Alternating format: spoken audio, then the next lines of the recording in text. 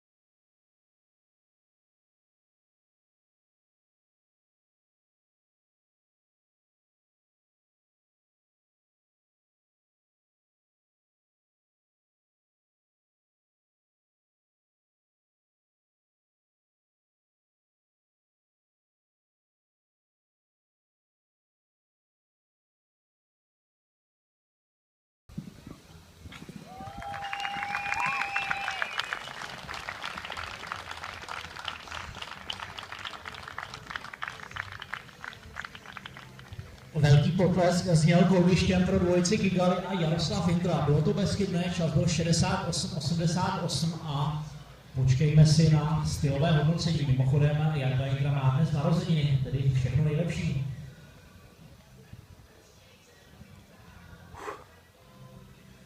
Hodnocení pro klisnu Kigali s Jaroslavem Jindrou silné známky 8,7, 8,8, 8,5, to byly známky pana Mamici. Pan Ružička dává 8,8, 8,9, 8.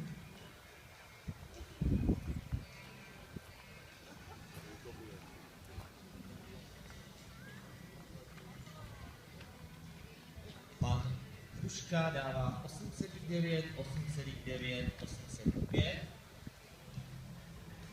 Pan Drahota 8,6, 8,9, 8,5.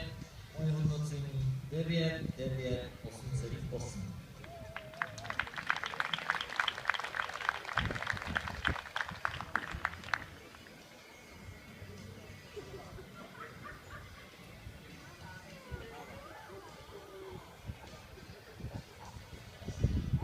Dnes 26-16 v součtu 51-68 a samozřejmě vítězství pro Jaroslava Jindru a hlavně klisnu Kigali.